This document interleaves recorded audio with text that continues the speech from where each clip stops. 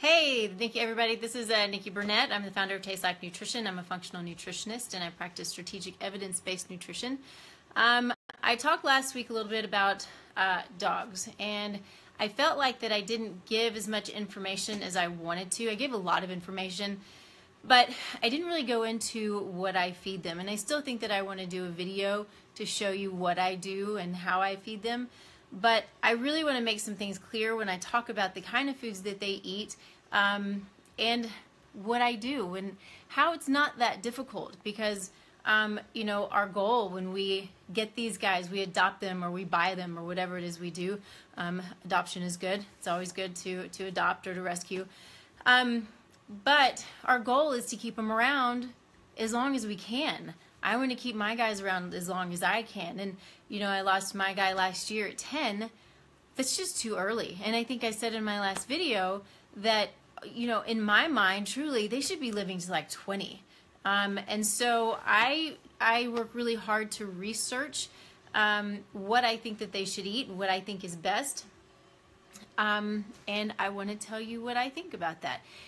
And some of you may know, you may not know, but I do work with dogs. Now, my main focus is human nutrition, but, you know, I love working with dogs. It's an amazing thing to see things as simple as changing a diet bring health and vitality back to a dog. It does the same thing for us. If we're eating Taco Bell every day, which is essentially what kibble is just fast food full of toxins and carcinogens. And like I said last week, I don't care how much you pay for it. Kibble is a problem. And so if we can make these changes for ourselves and make these changes for our little furry family members, it makes such a huge difference. Let's keep them off the drugs. Let's keep ourselves off the drugs. Let's try to bring health and vitality to all of us that are around us, okay, including ourselves. So I want to back up just a little bit for those that didn't see the last video. I don't remember what I entitled it. It was, I think it was just let's talk about dogs, because it's one of my favorite things to talk about. But I want to recap a little bit what I said about kibble. You can always go back to that video and watch, but a couple of things. Kibble, because it's processed at such a high heat, it creates one, possibly two carcinogens. So any kibble that is a cooked, molded type of food is, which you get in the bags. Now they have the raw thing, you know, raw diets and freeze-dried, totally different, okay? But this is the kibble that we've been told is healthy and balanced, and we buy the dog food. It can be, you know, 20 bucks a bag or 150 bucks a bag, and we're told that it's the best thing in the world for our dogs, and it's not. So it's creating, the high heat processing is creating a carcinogen. Two, because it's a dried food, this keeps the dogs in a perpetually dehydrated state. Think about that. So if you do continue to feed kibble, then wet it. And don't fall for the whole marketing gimmicky crap that says that hard food is good for their teeth. It's not. It's not. What's good for their teeth is bone. Raw beef bone, the really big raw beef bone, or I want to say antlers. My dogs have done really well with antlers. There have been some dogs whose teeth are breaking.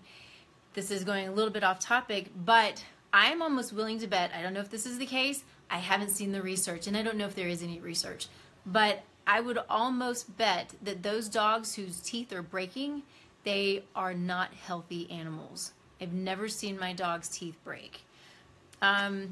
So think about that. Give them good things to chew on. You know, ropes and toys with no coloring, no toys that come from China. Look at where they come from. Make sure all the coloring is natural and not toxic, because that stuff's going to create problems too. Okay, so what do I feed my dogs? I essentially feed them a lot of what I feed my husband and me. Me. And so I feed them beef if I have beef, whether it's ground or chopped or whatever, we've bought an elk, so I fed them elk, chicken, and lamb, pork, and all of these are the types of animals that I would put in my own body. So if you've seen any of my other videos on the types of foods, the types of meats that we should be eating, it's all grass-fed or it's pastured. I'm very, very careful about that. They get bone. Big, big important note about bone. Bone is healthy. It's got all of the minerals in it that they need. They need bone, but cooked bone will splinter. Never, ever, ever give your dog any type of cooked bone. I had some friends that brought over, they were really sweet, and they were bringing over treats for our dogs, and it was this nice big bone, and it looked like it had a little meat on it. Anyway, as soon as they started chewing on it, it splintered. And I thought, how can people actually sell this stuff and be okay with it? You know, my friends had no idea. But cooked bone is very dangerous and can cause a lot of problems. Now, the bone that I give to my dogs is chicken backs, chicken feet, which is a lot of collagen, mostly collagen, and chicken necks. And so you can buy them. They still have some meat on them, but you can buy them, and I'll take them, and I'll take a big knife, and I'll just crunch it up. You know, it doesn't have to be too small because they'll chew it. I mean, they'll chew it up, and they'll love it. But it does need, in my mind, it needs to be crunched up. There could be a lot of people that don't worry about doing that, and that's okay. But I want to crunch it up a bit. I'm going to tell you what I just ordered off of Amazon is a meat grinder that grinds bone. And I'm stoked about that. I'm super excited to be able to stick in a chicken leg and it come out with the meat and the bone all ground up. So, that's cool, super cool. If you have any questions about that, let me know. What else do they get? Organ meats. I give them liver. I don't overdo it with liver. It's high in fat-soluble A and D, which is a good thing. We want those, but we don't want them to live off of liver. We don't, you know, they can become toxic at super high levels, but I'm talking really super high levels. Liver is great. So liver, chicken gizzards, what else? Tongue, beef tongue. I have purchased beef tongue for them. Tripe, gosh, they love tripe.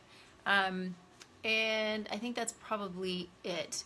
I use chicken feet as treats, and they love them. I'll, you know, cut those into a piece or 2 pieces or 3 pieces, whatever, and I'll give them to them. I think really probably those are soft enough where you don't have to, but I still do. I have one of my dogs, it doesn't worry about, I mean, he'll eat, he'll take it or leave it, you know, but the other one, she wolfs everything down. She is a true crazy hound, you know, she just eats anything that's in front of her. So I'm really careful with the way that I feed her and what I give her until she's used to eating meat. And that would be something that I want to come back to is think about if you start to introduce raw foods into your dog's diet, do it slowly. Be smart about it. Don't just switch it. I've never had a whole lot of, you know, people or, you know, food companies, they'll talk about how the animals' stomachs will get upset, and I think that is true when they've been fed one thing for however many years. I've never had that problem. I switch foods out on my dogs all the time. They get all kinds of stuff, but it's because I'm intentional about what they're getting, and I change it up just like we need it to be changed up. Okay? So if this is new for you, do your research, but do it slowly, and they're gonna love it. Almost every time I have people that come back to me constantly saying, well, you know, they ate fine, you know, they were free feeders with their kibble, I could just leave the food down, but when I put this food in front of them, they just scarf it up. Well, yeah, duh, because they know one is good for them, and one, they're just the other one, they're just hungry and they need to eat.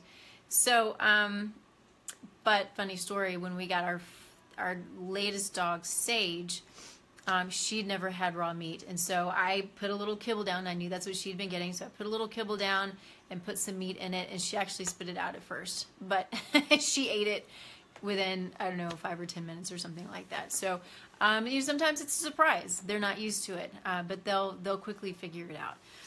Let's see. I will take berries, and so that would be blueberries, blackberries, cranberries, raspberries, no strawberries. There is a potential of allergic reaction for some dogs with strawberries. And I'll take those and I'll put them in with lots of cruciferous vegetables. That would be garlic, not garlic, I mean garlic, yes, but cruciferous vegetables are broccoli, cauliflower, cabbage, kale. There are several others, but you get the point. So those things are really great for the liver functioning. It's great for dogs with cancer. I'm very careful about giving my chili a lot of cruciferous vegetables and good healthy berries.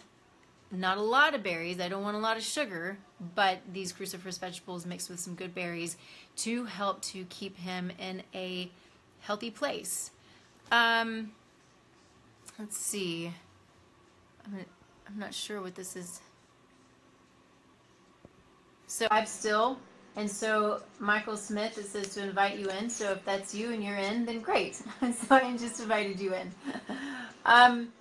Okay, so anyway, I'll put the veggies and the fruit into, oh, you can do bananas, you can do apples. For my one Sage, I don't worry as much about, too much sugar for her. Obviously good sugar only, but with Chili, I want his sugar to be really low. So I do feed them just a little bit differently. So what else? I'll put it in a food processor. So you want it really, really chopped up really well, really, really small, because their GIs are very different than ours. We have this long GI and they have a very short one. And so they're not equipped necessarily to break down the fruits and vegetables like we are. They are more equipped to eat the raw meat and the raw food. Because they have a short GI tract, they can handle any bacteria that may be on the food. Also, their stomach is a pH of 1. So it's really low. They're able to handle just about anything. So I have to date never seen an issue with salmonella. Doesn't mean it's never happened, but I haven't seen it or heard of it. I know it is a concern, but it doesn't concern me. It really doesn't. And a lot of it's because I know the type of food that I'm giving them. I know where it's coming from. Okay, so sorry, I digress. Put your veggies and your fruit in a food processor. I like to add, well, you kind of have to add either water, but I like to add bone broth because you want it so small.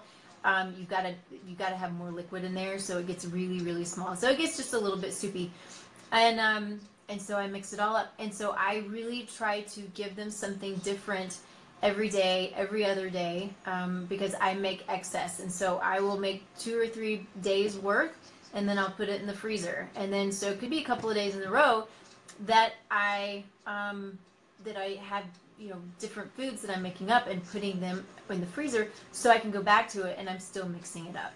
I'll add garlic, parsley, cilantro. I think rosemary is good. Lots of great things.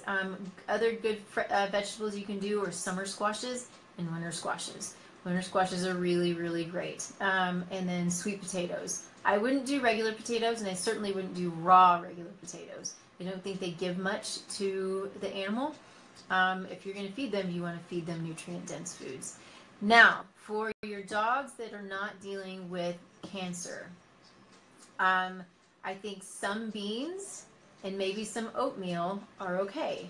Gluten-free oatmeal, good organic beans, I think that's fine. Periodically. It's still a filler, but it's got some good fiber and it's got some good stuff in it that are good and healthy for the dogs. Let's see. I want to see if there's anything that I'm missing. And probably next video I'll go back to human nutrition, but I really felt like that I didn't cover it as well as I had wanted to, what I feed my dogs. But if I can get around to doing video, I just have to have somebody else here with me. But if I can do a video and show you how easy it is, then that would be ideal. So let me know if you have any questions. You can post comments down below. You can go to my Facebook page, tastelikenutrition.com. That's my website, or my Facebook page. Ask me questions. Let me know if there's anything else you'd like me to talk about. And I'm here for whatever you need. So I hope you all have a wonderful day, and we'll see you next time. Thanks. Bye.